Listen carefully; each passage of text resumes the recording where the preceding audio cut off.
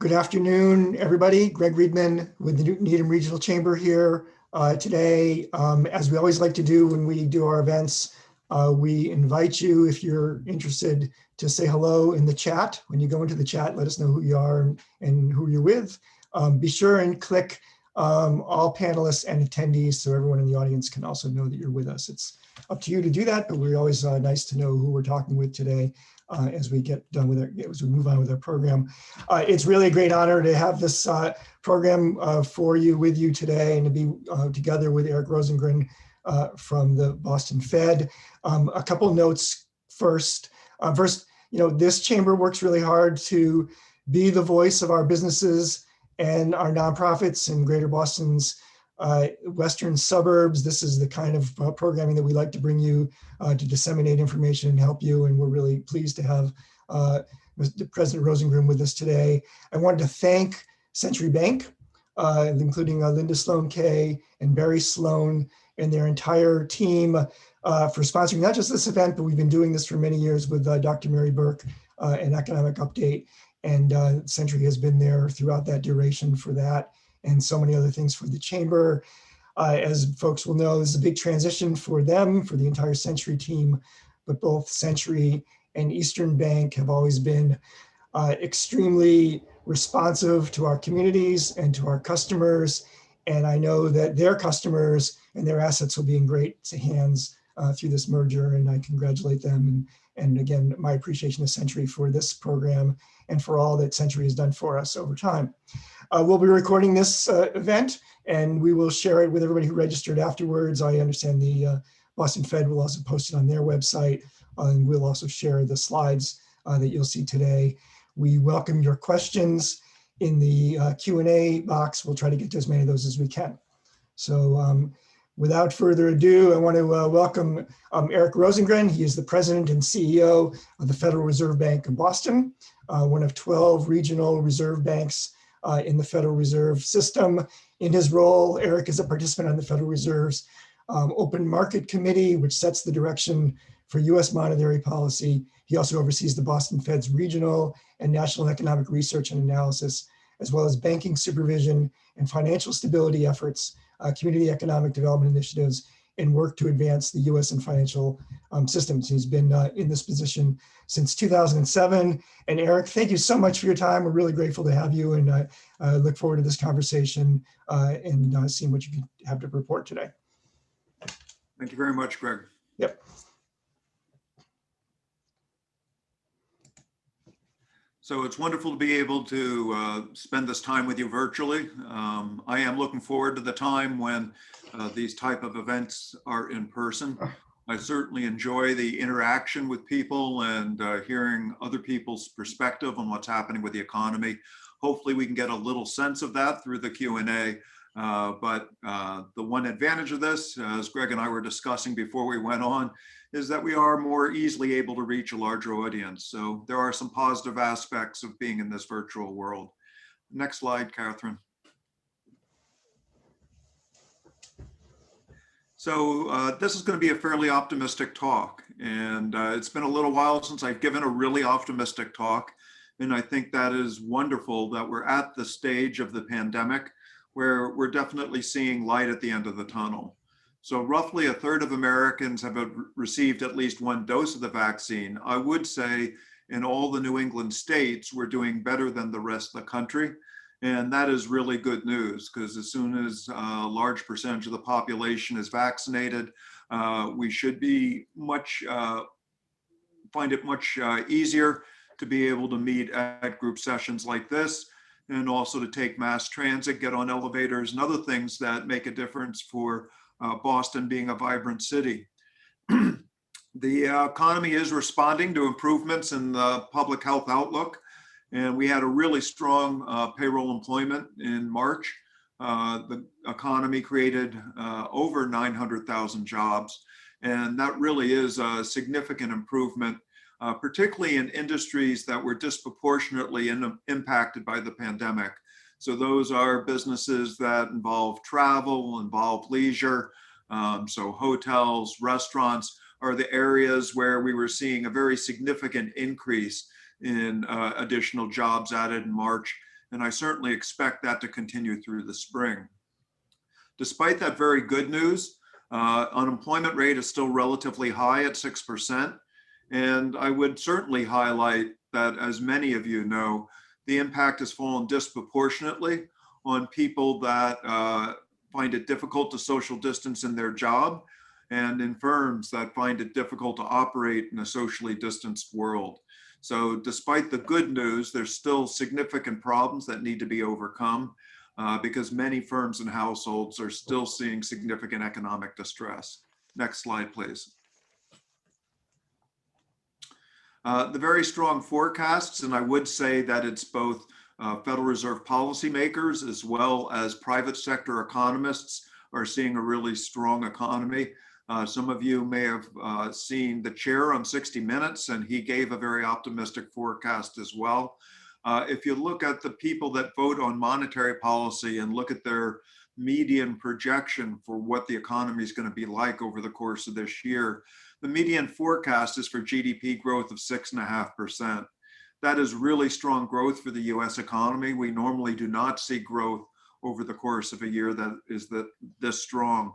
That partly reflects very substantial fiscal policy that have been enacted by Congress and signed by the president, with more potentially expected.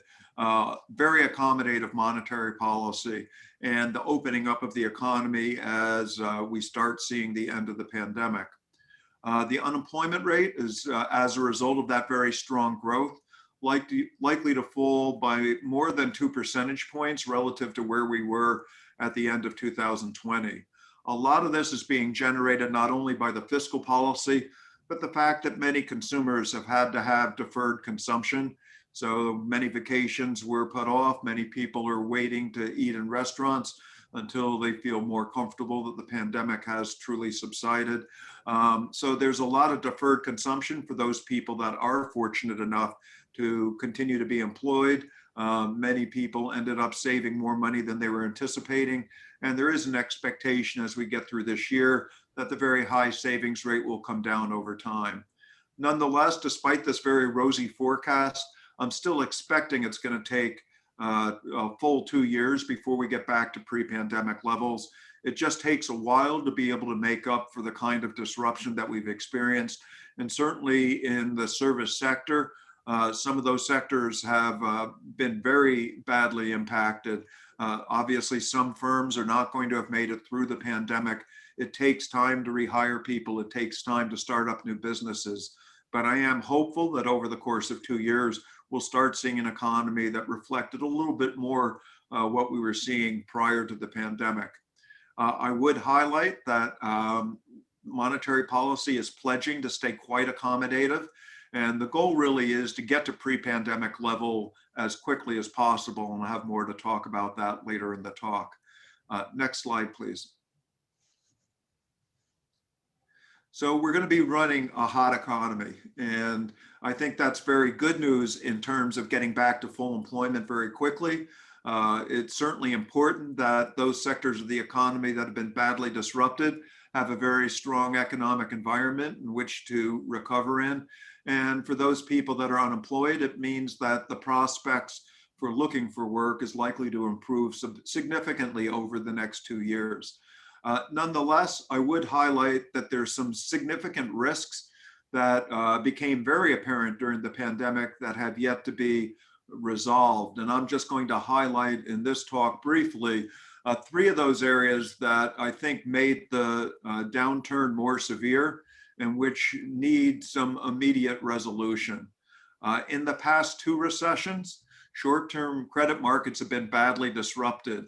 So short-term credit, it was very difficult even for high-quality firms to be able to roll over credit. And that was in part a result of outflow of funds from money market funds, particularly the prime and tax exempt funds, not so much in the government funds. So money market funds have been a significant impediment in the last 2 recessions. And I think this is something that needs to be resolved. It's something I've been talking about for some time, but I think this is the appropriate time to start discussing how we make sure that prime money market funds do not once again create a problem next time we have a significant economic downturn. The Treasury market last March was also badly disrupted, March a year ago. There were waves of sales going on, and the Treasury market still depends on the balance sheet of broker dealers, primarily very large money center banks. And it was very difficult to trade what should normally be a very liquid instrument, Treasury securities. It's really the foundation for all the debt instruments that trade in American markets. So to have that market badly disrupted was a significant problem, and also something that needs to be addressed before we have another downturn. And finally, I would highlight that there were a number of actions taken on the bank supervision front, particularly to promote the ability to continue to have credit availability. So there was forbearance both for borrowers and banks. I think that was completely appropriate and the right policy during the pandemic. Nonetheless, it would be nice to have systems in place that we didn't have to take these unusual actions during economic downturns. And I'm going to have a little bit of a discussion about how we could set up the regulatory framework to be more resilient. So overall, we need a resilient economy. We need to have these risks addressed. There are other risks that I think in the longer term we need to think about, particularly if we're going to run quite a hot economy. But these are the ones that I view as the most immediate that need to be addressed. Next slide, please.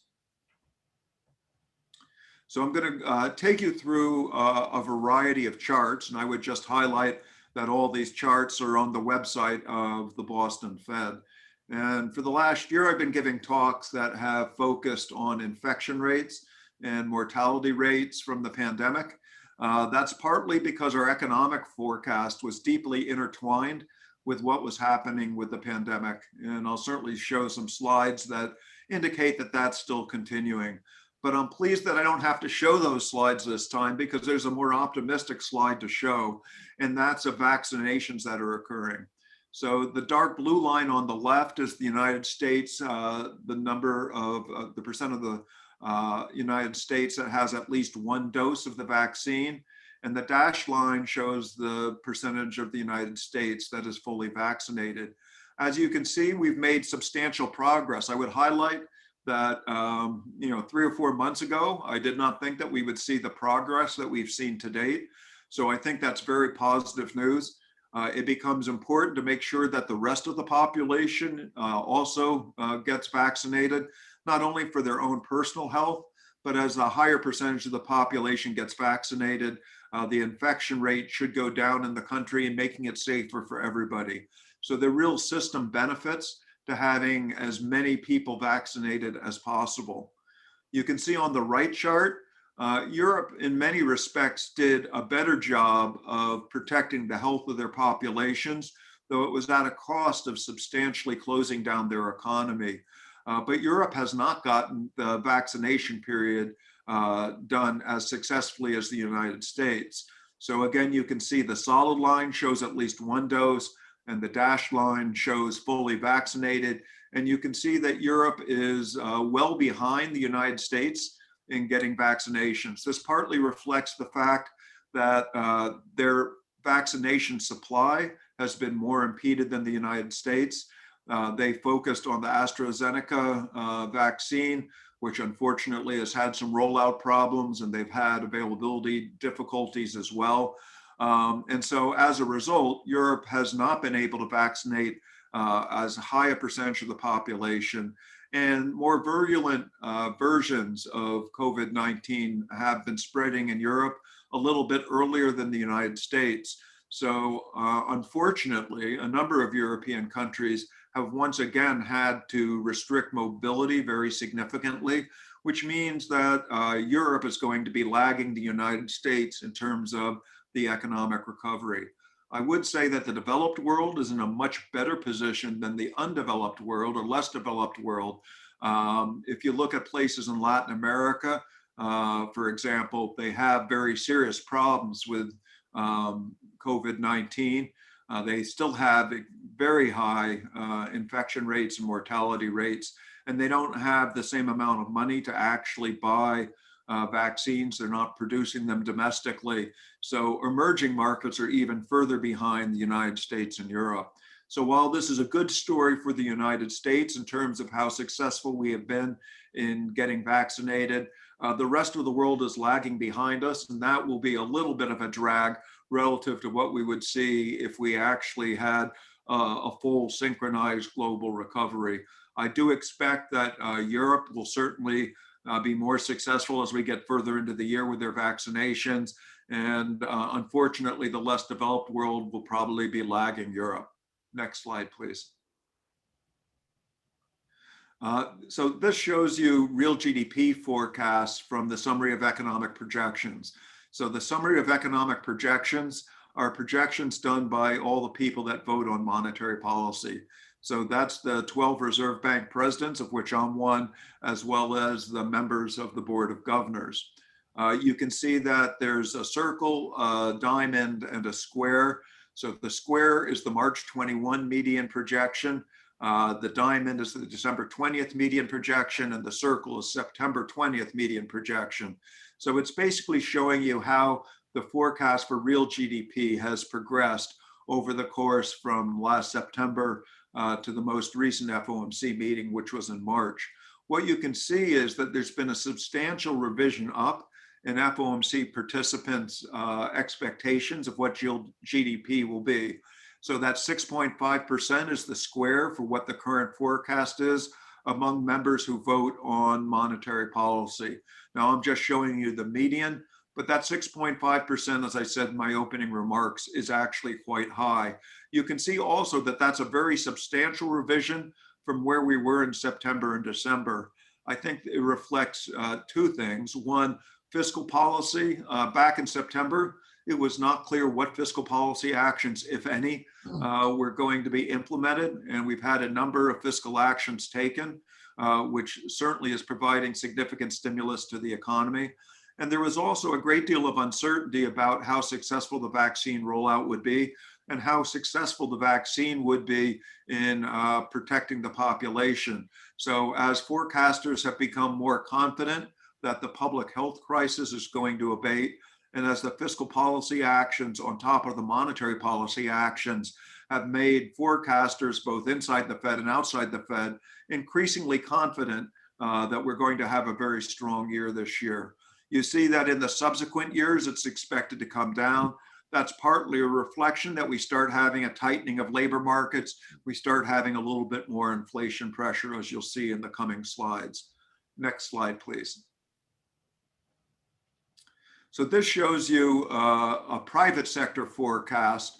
The private sector forecasts actually provide quarterly forecasts. So unlike the previous slide that was focused on FOMC participants, and we only forecast out on an annual basis, the blue chip forecast is roughly 50 private sector forecasters, and they ask them to give their quarterly GDP forecasts. Again, I'm showing you how this forecast has changed over time, this time from January to April. So the lighter blue line is January 2021, and you can see the most recent forecast is the orange line, April 2021. And you can see really the very substantial increase that we've seen in each month. These are very large revisions in private sector forecasts for the economy. Again, reflecting that private sector forecast, like the Fed, got additional information about fiscal policy, have gotten a better understanding of what monetary policy is likely to be over the recovery period, and are seeing that the pandemic subsiding as the vaccination rollout is being highly successful. So you can see from that orange line that the private sector forecasts have basically significantly increased and front-loaded how much growth they're going to see in real GDP over the course of this year.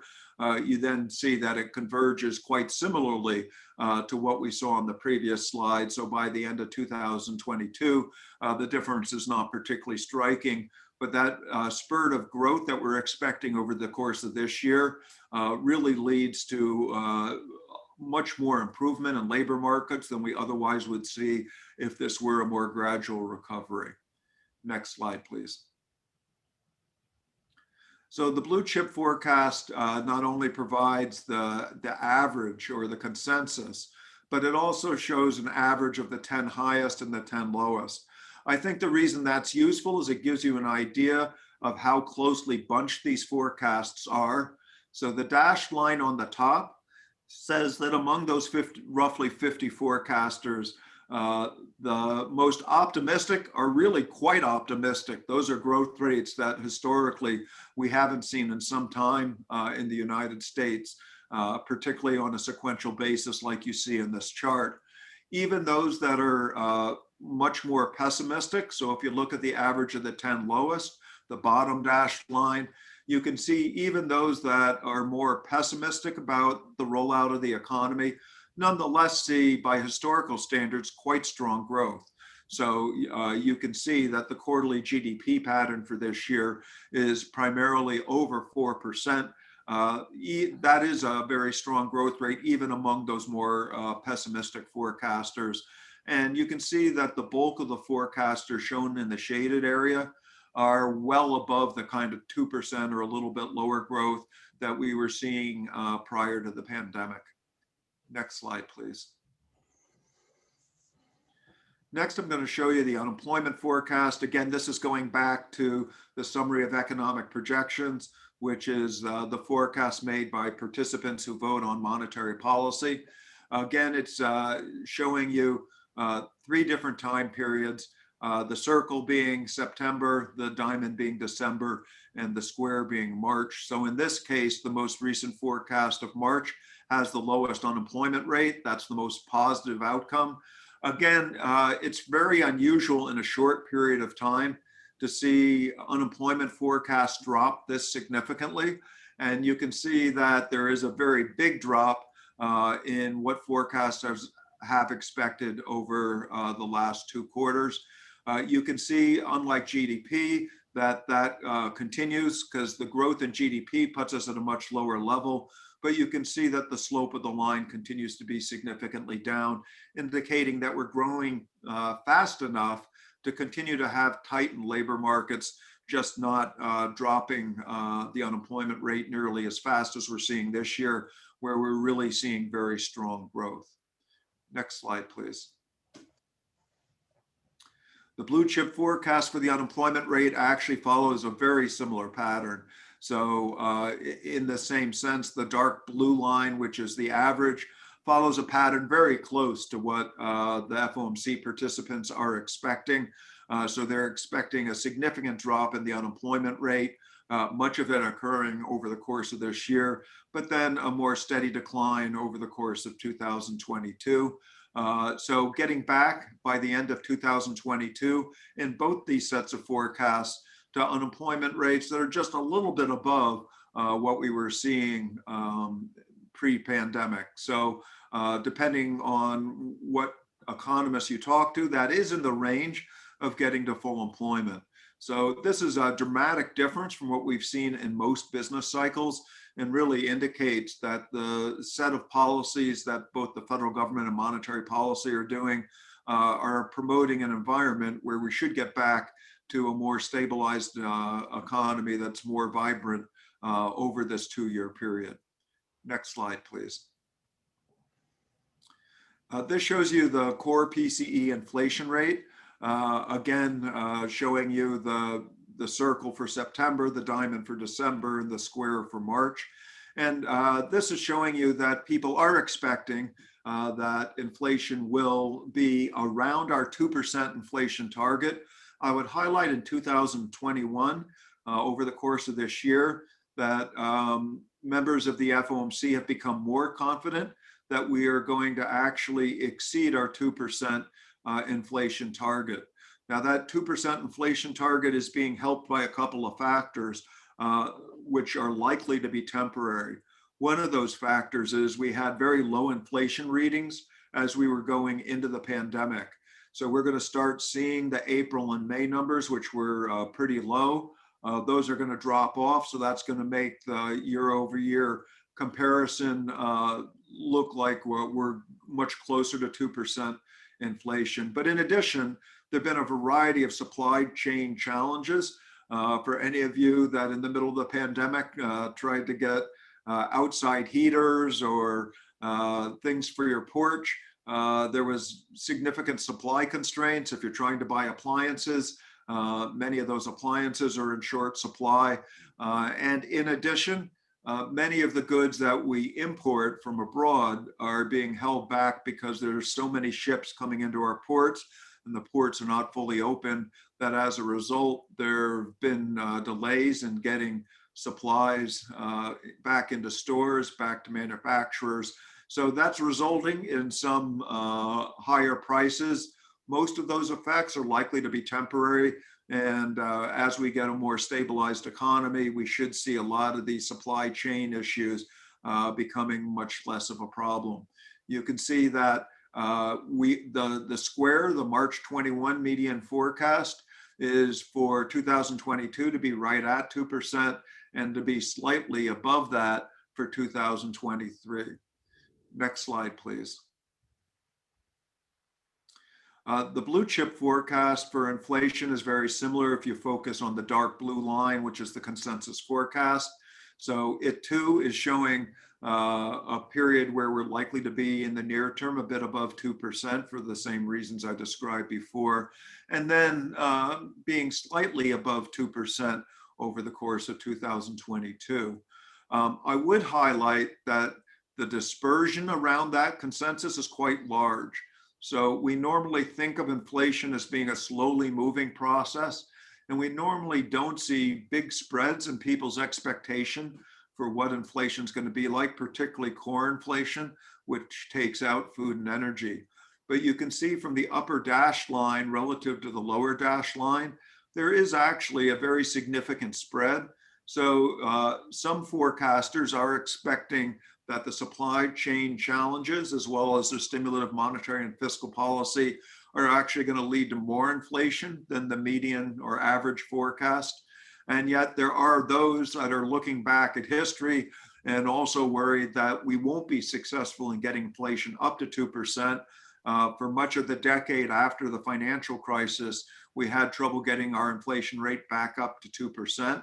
So just using historical data and running some relatively simple statistical measures, you might conclude that it's not going to be as easy as people think to get back to 2%. Now, I would highlight when any forecast is forecasting, we've never come out of a pandemic, or certainly in the post-World War II history, we haven't had a pandemic, anything like what we've experienced. So there is a lot of uncertainty about what inflation will actually be. My own expectation is that it's going to be much more like this dark blue line. I'm not as worried that inflation is going to be substantially higher. And I do think that the very rapid growth that we're going to see in real GDP and the tightening of labor market, which should be appreciable, makes it unlikely that we continue to have trouble getting inflation up to 2%. But I would highlight that there is a great deal of uncertainty given the economic circumstances that we're currently in. Next slide, please. So figure 9 shows you the federal funds rate. The federal funds rate is the rate that the Federal Reserve sets. The current range for the federal funds rate is 0 to 25 basis points, so basically right around 0. You can see from this chart that we dropped interest rates very significantly as we went into the pandemic, and those rates have stayed quite low. And I would highlight that the expectation is that through 2023, the median of people voting on monetary policy thinks that we're going to stay at these very low levels. Now, I would highlight that this is partly a result of the change in the monetary policy framework. For those of you that did see the chairman's comments last night, this is quite consistent with the comments the chairman made. In previous recessions, coming out of the recession, as we started getting economic forecasts that indicated a strong recovery and that inflation was returning to 2%, we would normally start trying to normalize interest rates much earlier with the desire to be sure that we didn't overshoot our 2% inflation target. But around coming out of the last pandemic, we had a very slow recovery. We did not get back to 2% inflation on a sustained basis throughout that period. And as a result, we changed our monetary policy framework that reflects the fact that we've had trouble getting back to 2% inflation. And we're going to be much more focused on outcomes, less focused on just our forecast for what's going to happen. So this means more patience as we think about how quickly to tighten short-term interest rates. So the rate that we focus on, the federal funds rate, is something that we control quite tightly. I would highlight that while we are taking actions to keep longer-term rates low, we're currently purchasing significant amounts of mortgage-backed securities and longer-term treasury securities with the hope of keeping longer-term interest rates contained as well. Long rates have come up. So over the last 2 quarters, as the forecasts have gotten much stronger, you've seen the 10-year treasury rate move up. You've seen some of the mortgage rates starting to move up. Those are not as tightly controlled by the Fed. I do expect that we will continue to see a gradual increase as we see the economy grow that reflects what private forecasters are expecting. Next slide, please. So the first part of my talk has been very focused on forecasters, and it's pretty unusual to have such an optimistic outlook. So it's really nice to be here to be able to talk about such an outlook. And if forecasters both in the Fed and outside of the Fed are right, over the next 2 years, we should be fairly quickly moving back to full employment and back to our 2% inflation target. It does reflect the fact that monetary policy is following a different framework than we had during previous recoveries. So we're being more patient about tightening, which should make it much more likely that we are successful at quickly achieving the goals in that first bullet, and highlights that we are reacting to outcomes, not just forecasts. So we really want to see inflation be sustained at 2% and back to full employment before we try to take away the amount of monetary policy accommodation that we're providing with the federal funds rate. Next slide, please. Now, I'm going to talk a little bit about the most recent employment report. For some of my recent talks, I've used high frequency data that are higher frequency than the employment report, which comes out monthly. But this came out relatively recently, and I think it actually tells the story. So you can see going back to last summer, July and August of 2020, the economy was opening up from the pandemic. In retrospect, we probably opened up too quickly, but you do see that there were substantial growth in jobs as a result of that opening up. Unfortunately, that quick opening up also led to a rise and another wave of infections, first in primarily some of the southern and Midwestern states. And then as we got into the fall, we saw infections rise across the country, particularly triggered by people being less careful around the holidays. So Thanksgiving, Christmas, New Year's were all periods where we saw spikes in infections, spikes in mortality. That again reduced the amount of social mobility that people engaged in, as well as if you're in New England, the winter months.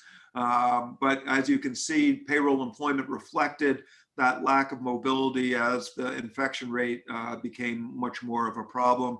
And you can see since January, as the infection rates have come down, as the vaccines have been deployed, we've been seeing a steady increase in payroll employment with over 900,000 jobs being produced in the month of March. So we're really on an upward trajectory for payroll employment. That's fantastic news. Now, we've had wonderful news about the rollout of the vaccine. I would highlight that both the forecasts and the projections for payroll employment depend importantly on the fact that the variants don't become a significant problem. So it does become important that we vaccinate not only as many people as we can in the United States, but also as many people in the world so that we can get the global infection rate down.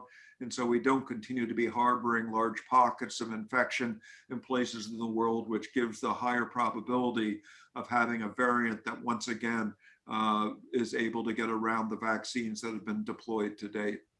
Next slide, please. Now, there are differences in the economy still. So I'm highlighting in this chart the leisure and hospitality, which you see in the green line. And then the blue line is payroll employment taking out leisure and hospitality. And it just highlights how badly this sector has been hit. So certainly with the government mandated shutdowns that occurred in the spring at the start of the pandemic, basically consumer services were shut down by the requirements across most of the states. As the restrictions were loosened, you can see that leisure and hospitality did come back, but it's still down quite substantially. So we're roughly at 80% of the levels that we were the January before the pandemic. So leisure and hospitality has not come back fully. And while people are starting to travel, while people are starting to go to hotels, while people are starting to eat at restaurants, until more people feel more comfortable that the infection rate is going to stay quite low, it is probably going to take some time for those sectors to completely come back. Even when you exclude leisure and hospitality, which is shown in the dark blue line, you can see that we haven't even fully recovered in the rest of those sectors back to where we were in January of 2020. So it just highlights that despite the very optimistic forecast that I have, we do have a long way to go in order to get back to where we were in January. Next slide, please.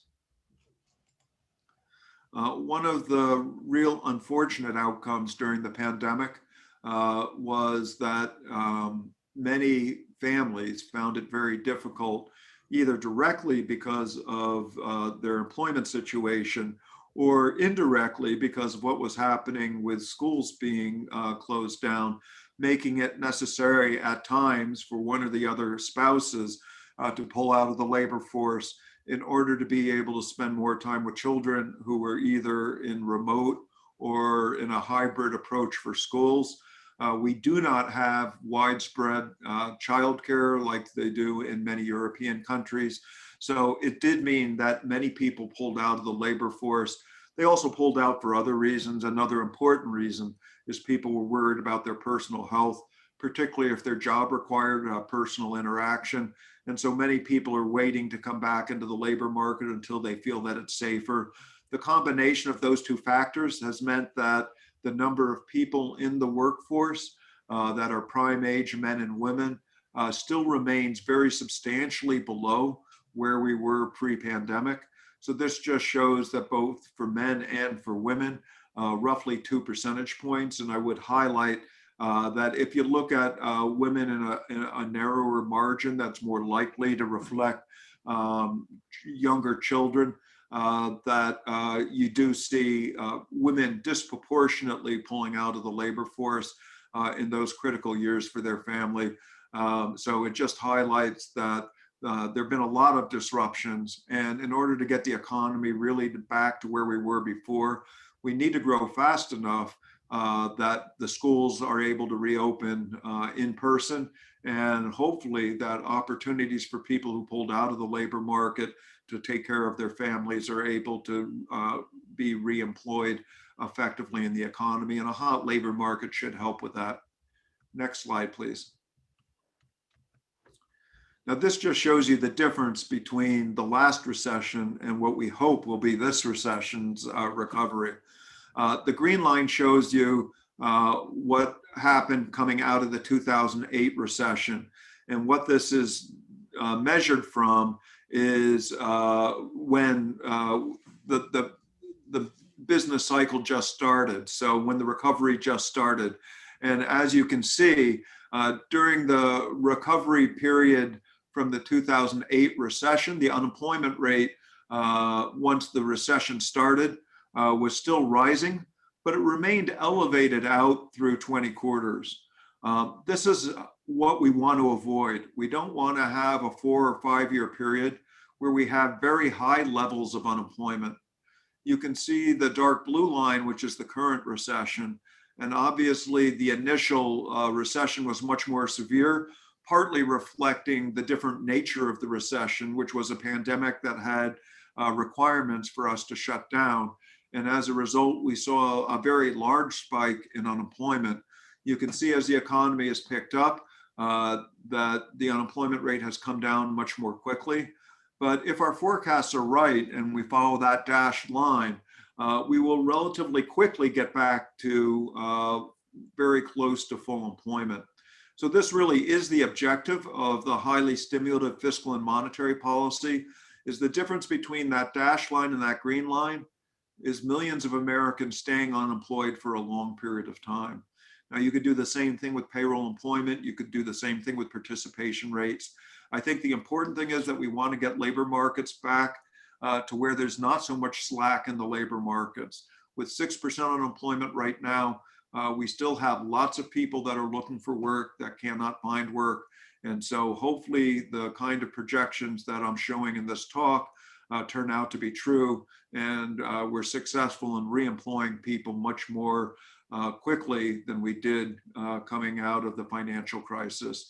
Now, the financial crisis was different in that the financial sector was badly impacted, which affected credit availability.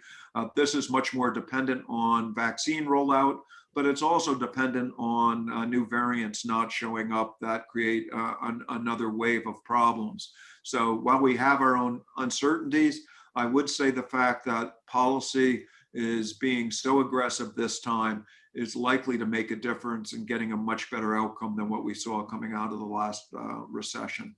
Next slide, please. So policy for a rapid recovery, I think, are really crucial. Monetary and fiscal policy, as I've mentioned several times, is highly accommodative. It is a different set of shocks, and there's still a great deal of uncertainty about what the economic outcome will be, particularly because we're not fully done with COVID-19 and the effects of the pandemic. Nonetheless, I would say that both Federal Reserve policymakers and private sector forecasts are quite optimistic. And I am very hopeful that we are going to get back to an unemployment rate in the range of 4% over the course of the next 2 years, assuming that we continue to have success against the pandemic and the covariants. Next slide, please. Now, my final set of slides are going to talk about some financial stability concerns. These are risks that actually were a real problem during the pandemic. And these are risks that to some degree we should have mitigated prior to the pandemic, but I certainly think it's important to mitigate now. So the left panel is, you can see the dating is September 08 to November 08. So this is during the period of the financial crisis. The panel on the right is showing you the period from February 2020 to April 2020, which was when the pandemic was just starting. The green line is showing you prime money market funds, and this is billions of dollars. So you can see roughly prior to the financial crisis, and note that the scales are different on the two charts, that roughly $2 trillion, sorry, of money was in prime money market funds.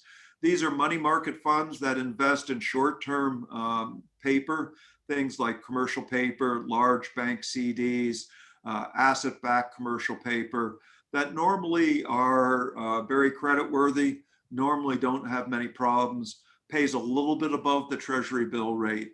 So that's what's in a prime money market fund if you are in a prime money market fund. The blue line shows you government money market funds. So government money market funds do not buy private credit, they only buy government credit. And they basically are holding short-term treasury bills and notes in their portfolio. So they don't have any credit risk at all. So the prime money market funds do have credit risk. The government money market funds have no government risk because they're holding treasury securities. What you can see is at the outset, around the time of Lehman, there was a very significant run on prime money market funds. So people were worried that money market funds were not going to be able to redeem investors' funds. And as a result, investors fled prime money market funds very rapidly. As a result of that, we had to have emergency facilities set up by the Boston Fed. And that facility focused on buying asset-backed commercial paper, one type of short-term credit instrument. That was intended to provide liquidity to money market funds. It was an emergency liquidity facility. That facility was one of the more successful facilities during that time. We did buy an awful lot of paper from prime money market funds. It did stabilize money market funds and was a very successful operation. And I would highlight that there were no losses to the government. Nonetheless, that process resulted in a severe disruption in short-term credit markets. Now, there were changes made to prime money market funds. The SEC imposed some rules that allowed gates, which meant it was harder to pull out your funds potentially. We argued at the time, there was a letter to the Wall Street Journal, there was comment letters to the SEC showing our concern with some of the actions taken by the SEC actually making things worse. And unfortunately, that forecast became true. So turning to the right panel, this is what happened during the pandemic. And again, you can see the green line, and the green line is once again the prime money market funds. The scale for the prime money market funds are now on the right side. You can see that prime money market funds are now much smaller than they were during the financial crisis. Nonetheless, once again, prime money market funds had a run as people became concerned as the pandemic started that money market funds were not going to be able to get liquid fast enough to pay off investors. As a result of that run in money market funds and people pulling out funds and money market funds dumping their papers, we once again had to create an emergency facility, once again done at the Boston Reserve Bank. The money market liquidity facility is the facility we ran. It actually purchased a wide variety of short-term credit paper, so it was more than asset-backed commercial paper. Once again, it was highly successful. We've experienced no losses on the paper that we actually purchased, and it did manage to stabilize prime money market funds. But this was completely unnecessary. So as you can see, prime money market funds have posed a significant problem. Now, I would highlight that if you look at the blue line, people were not running from government money market funds. The government money market funds actually had funds go into them, some of them from the prime funds. As people became more liquid, they were selling other assets and they were putting it into government funds. So the runs occurred only in money market funds that were buying short-term paper and also tax-exempt paper. And you'll see the size of the disruption that occurred in some of the short-term credit markets in the next slide. So next slide, please. So this shows you the spread between highly rated asset-backed commercial paper and the federal funds rate. So normally, if you look at the chart on the left, which is during the financial crisis, this kind of short-term paper tends to trade very close to what Treasury bills trade at. So it was carrying a very low interest rate.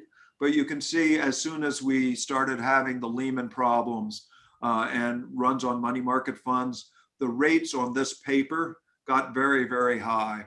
So it only came down as we implemented our AMLF facility, and eventually more gradually than we would have hoped, but it did stabilize over time.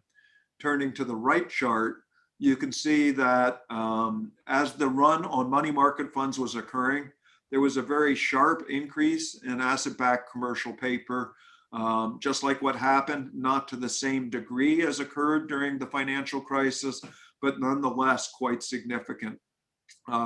When we announced the MMLF, particularly given market participants had experienced how successful we were with the AMLF, you can see that rates came down quite quickly. So we got a lot of paper over a short period of time. Roughly $58 billion in funds went from money market funds to the Federal Reserve's balance sheet. But the problems quickly abated. The facility was structured so that once rates stabilized, it would not be attractive to use the facility and people could access the market more directly. But what these two sets of charts, in addition to what I just showed in figure 14, highlights is that we need money market fund reform. Government funds seem to work perfectly well during both crises. Prime money market funds and tax exempt money market funds did not. My own personal view is that we should require money market funds that are prime funds or tax exempt funds to become government funds. In addition, it's not just money market funds that had trouble during the outset of the pandemic. Many mutual funds were finding very significant redemptions. Some of that were in bond traded mutual funds where people could get their money right away, but it was very difficult to liquidate portfolios of longer term bonds. It was also happening in short-term bond funds that are more akin to money market funds. One way to address this is to have swing pricing. I'm not going to go into detail about swing pricing, but what swing pricing basically does is swing pricing charges a penalty if everybody tries to exit a fund at the same time, which provides additional funds to keep investors that decide not to run in the fund, and penalizes those investors that are rushing to the door all at the same time. Swing pricing, it was widely used in a variety of European funds. It is allowed in the United States, but is not required. I think there should be a hard look at whether we should require swing pricing in order to reduce the kind of fluctuations we saw both in the beginning of the pandemic and the beginning of the financial crisis in both mutual funds and in money market funds. Next slide, please. So this just summarizes my concern that the prime and tax exempt money market funds were a problem in the last two recessions, that government funds actually did quite well, and there are actually solutions to this. I would also highlight that some of the large funds have converted their prime and tax exempt funds to become government funds. Vanguard in particular moved a lot of their prime funds to become government funds. So there's some funds that have chosen to do this voluntarily, but I actually think that this is something that should be required so that we don't have to be having an emergency facility and we don't have disruptions in our short-term credit markets whenever we have a next bout of a problem. And hopefully it'll be long in the future, but there will be other recessions. And when those recessions occur, we just want to make sure that we're more resilient and don't have these short-term credit difficulties. Next slide, please. A second risk that I talked a little bit about in the introduction was the dash for liquidity. And this was really that particularly hedge funds, but a wide variety of financial intermediaries tried to get very liquid as we started going into the pandemic. And the way they did this is to sell some of the most liquid instruments, which are treasury securities. Unfortunately, our treasury securities market still depends very heavily on broker dealers. These are SEC regulated entities, many of whom are housed in large bank holding companies. And the problem is that they hold limited inventory of treasury securities. And when everybody's trying to sell at the same time, they don't want to be buying too many of these securities for their own portfolio, which meant that the market became badly disrupted. And the treasury market is a foundational market for all our financial operations in the United States. All the corporate bond market and many other debt instruments trade basically off the treasury securities market. So we need to have a more resilient treasury securities market. There are some solutions that are being discussed that I think are important to implement as soon as possible. And this involves expanding clearing mechanisms so that both treasury securities and financing of treasury securities are not as dependent on broker-dealer balance sheets to operate effectively. Next slide, please. A third risk I want to highlight is we became very concerned about constrained credit. At the outset of the the pandemic, you saw that many businesses pulled their lines of credit because they were worried they weren't going to have credit available. In addition, there became significant concerns about how borrowers were going to survive during a pandemic that was unanticipated and through no fault of their own. They ended up in a situation where their liquidity was badly disrupted. So for very good reasons, a variety of actions were taken. There was forbearance that was allowed for borrowers. We allowed banks to use their capital buffers. We relaxed capital regulation so that banks had lower capital requirements. And we asked banks to stop their share repurchases and limiting dividends. All these actions were very reasonable in the context of the pandemic. Unfortunately, I think we could have avoided the need for these types of actions. And I think these actions really reflect that we don't have a resilient enough capital regime. So these aren't ideal from the perspective of the bank regulator. Stopping various bank regulations because we're worried about constrained credit is not something that we should be expecting. We should expect that banks have the ability to continue to lend through recessions, not just in good times. This is also not ideal for bank management or investors who were thinking that they were going to get dividend payments and have share repurchases occur through the recession, and those were stopped. There is a solution to this that I think actually makes bank investors and management better off, and also is better for bank regulators. And that's shown in your next slide. Next slide, please. And that is a countercyclical capital buffer. What this does is it raises capital during economic recoveries so that there's a buffer. And then when you have a recession and unemployment rate goes up and we become concerned about credit availability, that buffer is dropped. And so it automatically provides, in effect, a shock absorber for capital. So the idea is that you just build up the capital during good times. It means that you're probably going to be a little more conservative during economic recoveries, but it also means you don't have to pull back on credit nearly as much when we have those inevitable economic downturns. So it really is focused on making sure that borrowers continue to have access to credit throughout the cycle, but tries to do it in a more systematic way and doesn't rely on actions taken by supervisors or banks in order to make sure that bank borrowing continues to occur during significant economic downturns. So we do have a countercyclical capital buffer on the books. It's currently at 0. I think we should have it at something other than 0 as the economy recovers.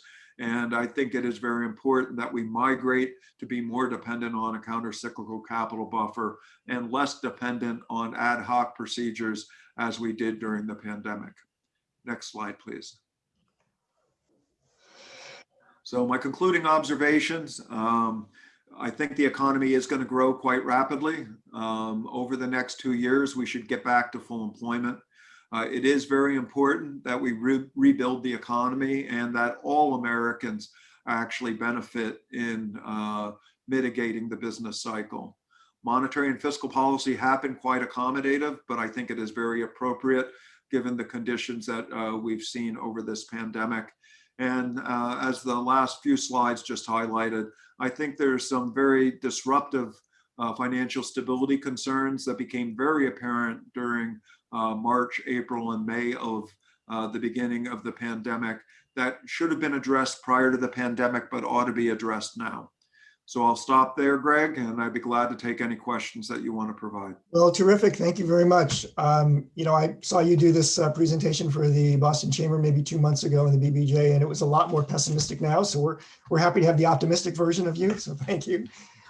Do you have some time for questions? We are at the top of the hour, and I want to make sure it works. I do. I know I went a little long, so I apologize for that, but I do have time to answer as many questions as you want to give me. So let me start by asking about vaccines. In those two charts we saw, great progress in the United States, less progress in Europe.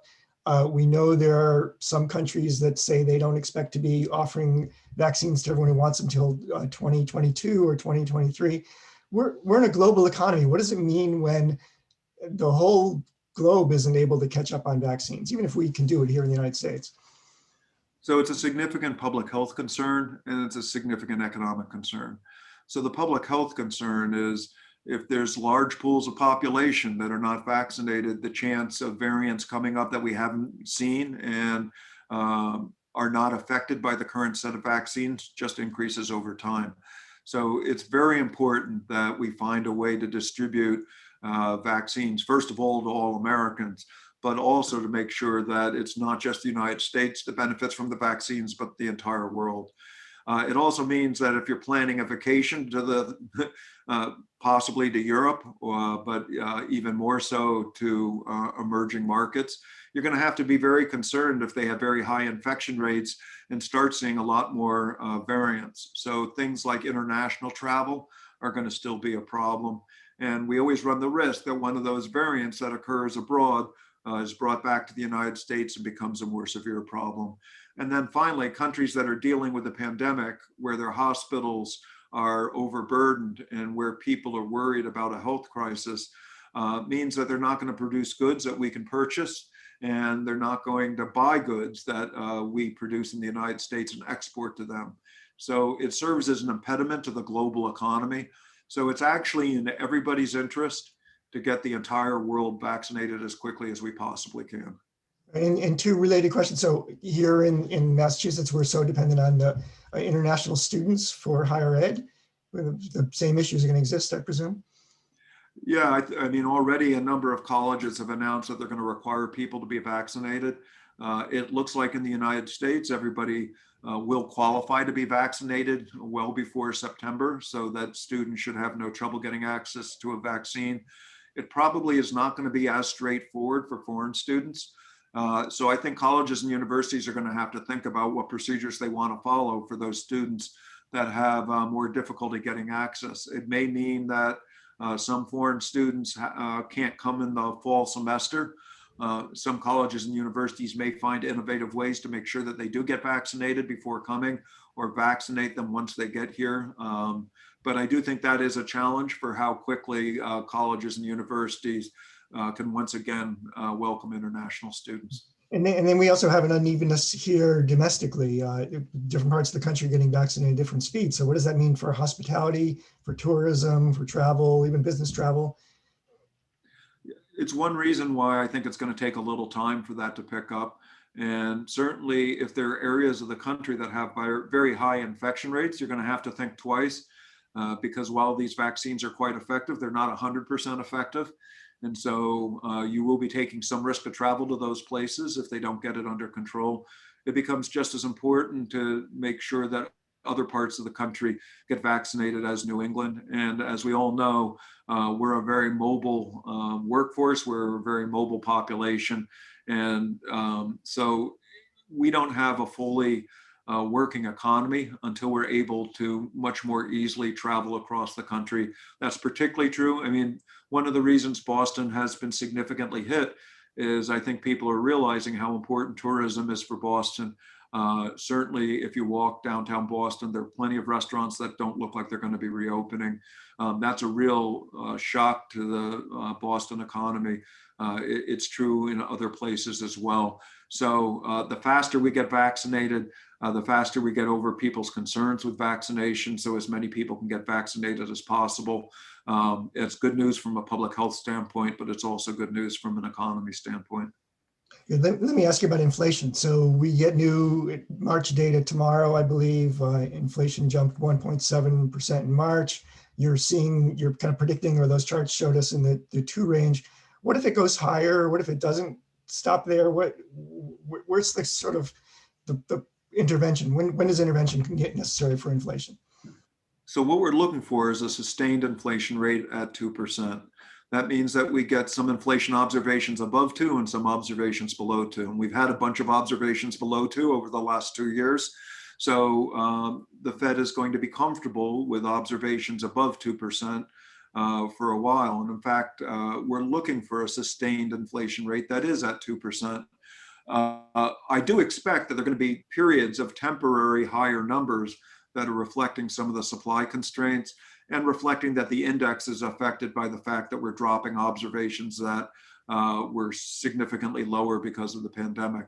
But I don't expect that we'll see something much more substantial than what is forecast by both the FOMC and the average forecast by private forecasters. If we were to see much more inflation than I'm currently expecting, then we'd have to adjust monetary policy, tightening monetary policy. We certainly have plenty of room to tighten policy if we need to. I don't expect that to be necessary, but we certainly have the tools should inflation surprise us on the upside.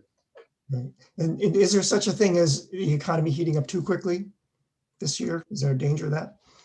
I think it's unlikely that we're going to heat up too quickly this year. As I said, there's a lot of slack in the labor market. 6% unemployment implies millions of Americans are still without a job. There are huge benefits to getting everybody back to work as quickly as we possibly can, both safely and that there be jobs available for those people that are looking for work. So if you look at tourism, if you look at restaurants, they're actually having difficulty getting people to come back to work. You're seeing for hire signs. So I am optimistic that people that want to work and feel safe working are going to be finding employment opportunities. May not be exactly the opportunity they want, but I think over the course of the next 2 years, there'll be more opportunities that people actually want. So it takes a while for the labor market to fully get back.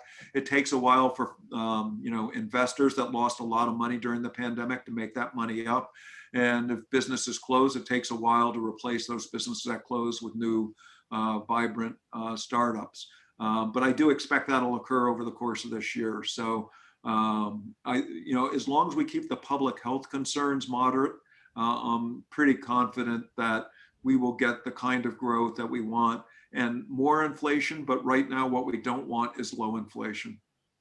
So when we surveyed our members the last couple of years prior to the pandemic, it was always about their biggest challenge was always, a top challenge was always hiring. The hiring market was really tough. And we're starting to hear that again, as you mentioned. Certainly the hospitality business is having a really tough hiring, but elsewhere too. And it's always seemed that in our region, in the western suburbs of Boston, it comes down to housing and transportation. You can't attract a workforce here if they can't get here. You can't attract a workforce if they can't afford to live here. There's not housing. If we don't address housing and transportation, what does that mean, for our region? It means it's going to continue to be a challenge for employers. And I would encourage employers to try to get employment back as quickly as possible, because I think it is going to be a tight labor market after 2 years. So those employers that decide to wait before reemploying people may find that they have difficulty filling jobs if they wait too long. So I think this is a good time to consider getting people back to work, but it's also a good time to consider what kind of package you're providing that worker. And many places have had to raise wages. So if you think that you're going to get the same employee for the wage that you were getting pre-pandemic, even for relatively low wage workers, many of those wages have started moving up. Amazon, many of the restaurant chains are now offering a much higher minimum wage. And I think it is going to be a tight labor market, but I think it's also thinking about the full package. What this pandemic has highlighted is that many workers do not have health coverage. Many workers don't have an ability to take sick time. Many workers are looking at the benefit package and asking what is the employment trajectory over time. So I think it's a good time for employers to be thinking about, how do I create a job trajectory for people? And how do I get a suite of benefits that attracts people, given that we're likely to be facing a tight labor market down the road? One more question about the labor market. One of the things that surprised me the most was the chart that showed that women unemployment has kind of come back even with men, which I was surprised to see. Have women lost more than just jobs in this process? Yeah, so I mean, if you break up the age cohorts, you get a slightly different picture. So what's interesting is that women that are in their 40s and 50s have actually stayed in the workforce a little bit more than men, but women in their 20s and 30s have tended to pull out of the workforce more than men. That partly reflects the fact that if you had young children, this was a very difficult time. And even people that had fairly flexible employers people just found it difficult dealing with the family issues, the pandemic, the health issues, and their employment. So a lot of people chose to stop working. And so you really see that if you break down the age cohorts in more detail. But generally speaking, that it does seem women are getting back into the workforce. Is that? They are coming back into the workforce, and so overall, that's a good message. I think as once we see schools fully re-engaged and not on a hybrid but back full time, I think that's going to be the indicator of how quickly do we see those people that took time off able to get reemployed back into the workforce. Let me ask you about this equity conversations, and that's the one thing different from this recovery and the other times, that there was so much concentration and focus on that.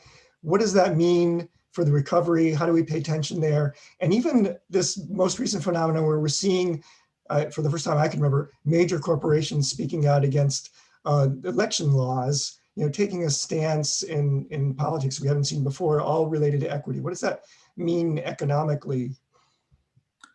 Well, I think employers are being responsive to what they think is the needs of the workforce for the very reason of the previous question, that they're seeing that there's going to be a tight labor market and they want to be attractive places for workers to work. And in the end, for any business, having a high quality workforce is probably the most valuable resource that any business has. And so if you can't attract good workers, you're not likely to be producing a good product regardless of what that product is. I think it is going to be a period where if we run labor markets tight, one, it's good news for those parts of the labor market that have been badly impacted. So the unemployment rate is much higher for African Americans, for Latinos, for young workers. And so it's a real opportunity for them to have better opportunities. So some of that equity issue, I think, is going to be a tight labor market, helps with that, because employers have to be more attractive to employees than they would be if we had a much slower recovery. So that's an environment where you have to think carefully about what your job ladders look like, what your benefits package look like, and whether you're being equitable. So are you attractive to workers of all races and ethnic groups? And do you have enough flexibility that you can, somebody as a single parent, would it be the kind of job that they could actually work at? And a couple of questions about the federal relief program. And actually, let me start with the Main Street Lending Program. When you look back on that program, which your office helped run or organize, do you think it was a success? Did it help? Could it have been done differently? So I do think it was a success. We did roughly $16 billion of loans to businesses that otherwise probably would have had to close because the banks weren't going to be willing to give them the funds. That was roughly 1,800 companies. That's a lot of companies. They're all mid-sized companies. I think we need, personally, I think while it was very successful, it could have been more successful.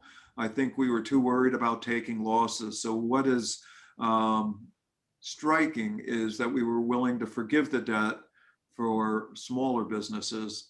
And for large businesses, we were able to, in effect, allow them to refinance all their liabilities through the various corporate facilities that we had. But if you're a mid-sized business, you had to borrow from Main Street. It was under terms that did not allow you to refinance, for example. And I also think we actually stopped the program too soon. That was at the behest of Treasury. But 70% of our lending was done in the month of December. The economy's not fully back. I would have liked to have seen the program stay open a bit longer. Banks were just fully understanding the program and businesses are fully understanding the program. So I think it's unfortunate we didn't allow it to run for another quarter or two. But I think we did learn a lot of lessons about how we could structure that program. The way Congress set that up, it was dependent on us having an agreement with Treasury. So when you set up a facility that requires agreement both by the Treasury Secretary and the Board of Governors, there have to be compromises made. So I think those compromises were made to make a successful program. I think an even more successful program is possible if you're willing to take more credit risk should that kind of scenario happen again. And let me ask you a question about the smaller businesses. We've heard reports about a lot of mom and pop business owners who had to take out some personal loans against their credit against their own homes or equity. What does that mean for their recovery if they've accumulated this own personal debt just to keep their business alive over the past year? It means it's a lot riskier. So you're not going to be able to take the same risks if you know your home is in danger if things don't work out and if you have personal liability. I do think the PPP program helps significantly. So many businesses that might not have made it. It was a somewhat troubled start. We weren't anticipating doing a program like that, but I think that was a highly successful program. But yes, a lot of individuals and small businesses had to take out debt under conditions that they would prefer not to have. At the same time, a lot of businesses do fail, and banks are reluctant to provide loans if they don't think they're going to get paid back. So I do think it's a scenario that makes it more difficult to be as expansive as you otherwise would be. I do hope that credit conditions continue to be easy, and Small Business Administration and other ways of getting loans make it possible that potentially some of those businesses that had to take on additional debt, first of all, hopefully the economy grows as strongly as I hope, so they're able to pay that debt back maybe more rapidly than they were expecting, and then able to refinance that debt maybe under less onerous conditions. And one question about the national debt. So, I get a sense that now isn't the time to be worrying about the national debt, but at some point it is. What are the indicators when you have to start thinking about how you address that? So that's exactly my view, is now is not the time to be so worried about the deficit that we don't get the economy back to full employment so quickly. We made that mistake coming out of the last recession. That's one reason that 20 quarters afterwards, we're still seeing an unemployment rate around 8%. If we'd done a lot more fiscal stimulus in an environment with very low interest rates, it's not that costly to do fiscal stimulus. But monetary policy and fiscal policy should reflect the economic environment. And so when we have very high unemployment, we should have stimulative policy. Once we're back to full employment, we should be pulling back on that. So if we get back to full employment and large government programs are still entertained, they should be financed. So I think there'll be time to have that discussion as we get closer to full employment. But now is not the time to be so focused on the deficit. And in the interest rates that we're talking about, the interest costs for the debt burden are relatively low. Now, if we continue to run large deficits in a period where inflation's coming back and the economy is growing very rapidly, that's going to start getting much more expensive.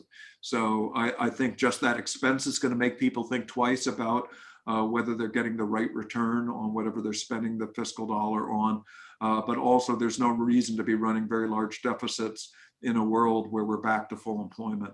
So I would hope that fiscal policy, like monetary policy, will adjust once the economy gets back to where we want it to be. Very good. President Rosengren, thank you so much for your time today. We're really grateful to have it. And thanks for the extra minutes here too. We appreciate that too. Well, it was my fault for going long. So thank you for being willing to stay on a little longer. Thank you. I appreciate it very much. And we will hope to see you again. Thank you everybody for watching. We will share the video for this as well as the slides. And have a great day, everybody. Thank you to Century Bank for sponsoring us again. President Rosengren, thank you so much for your time. Thank you. Enjoyed it. Thank you.